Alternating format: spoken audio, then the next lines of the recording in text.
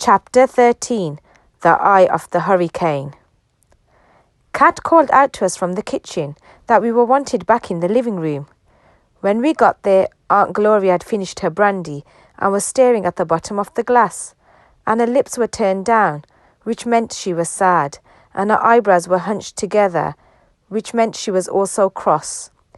Inspector Pierce rose to her feet and promised to let us know if there was any news. Then she said there was one last thing. Did Aunt Gloria have a photograph of Salim?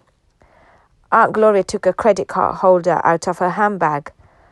I've only got this, she said. It's a bit old. The rest are in the photo albums. They're on their way to New York by sea flight. She handed the picture over. Your son is 13, you say? Aunt Gloria nodded. 14 in July. How old is he in this? 8, said Aunt Gloria. The inspector said the police would need something more up to date. Aunt Gloria said, you can get something from his father when you contact him. I remember Salim's father only barely. He was an Indian man called Rashid, and he worked as a doctor. Aunt Gloria and he had divorced years ago. Shouldn't you call Rashid, Glo? Mum said. You never know. Salim might have gone there. It's possible. Aunt Gloria shook her head. Salim would never do that. Besides, Rashid and I are not on speaking terms. Salim goes over there every other weekend and that's it. Inspector Peace examined a knuckle on her hand, as if there was something wrong with it, but I could see no cuts or bruises. And what did he think your former husband, she said, about Salim and you going to New York? Aunt Gloria didn't reply. He must have said something about it. Not a lot. I said he could have Salim for 2 weeks at Christmas and in the summer. That seemed fine by him. There was another silence.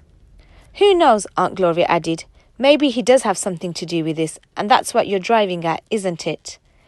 Inspector Pierce tucked the snapshot into her pocket and didn't answer Aunt Gloria's question.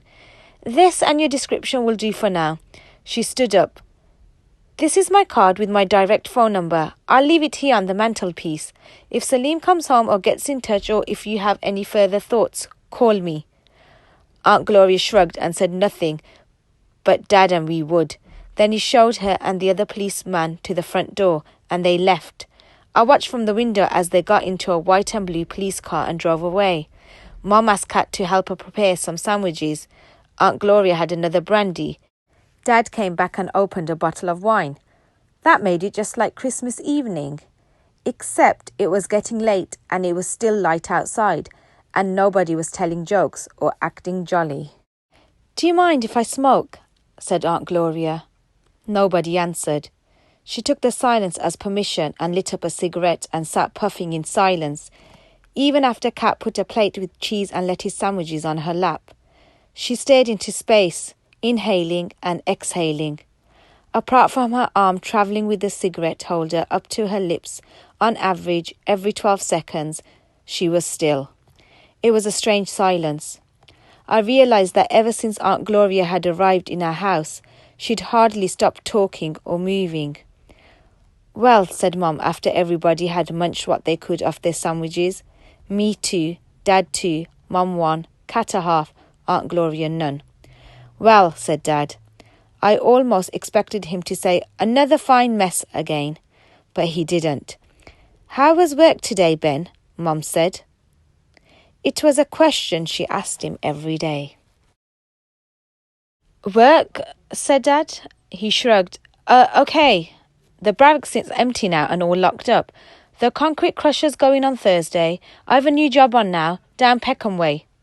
Peckham Way, said Mum. She didn't look that interested. Her eyes stared off into space. Peckham Rye. There was another long silence. Kat kept winding a strand of hair around her little finger and then unwinding it.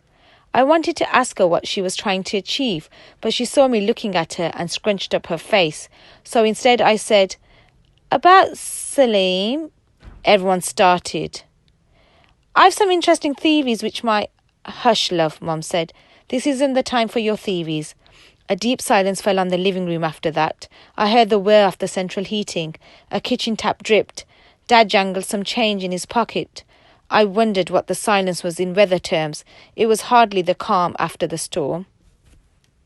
Perhaps it was the calm in the centre of a storm, the eye of the hurricane. I imagined a whirlwind, dark and swift, and in the middle of it a gentle oval-shaped stillness, shaped like a bicycle wheel seen from an angle, the London Eye. Mum shuffled her feet. The central heating stopped whirring. Mum said it was time to go to bed. "It's only 9 o'clock, Kat protested. "Anyway, I'm here on the couch, remember?" "That's enough, Kat." Mum got up and walked over to the window and looked out. She drew the curtains. "This once, you can sleep in Ted's room, on the Lilo where Salim—" She didn't finish a sentence, but we all did in our heads, "where Salim slept last night." Aunt Gloria gave a low moan and leaned over her drink as if she felt ill. We were all thinking the same thought. Where in this big, dark, dangerous city was Salim going to sleep tonight?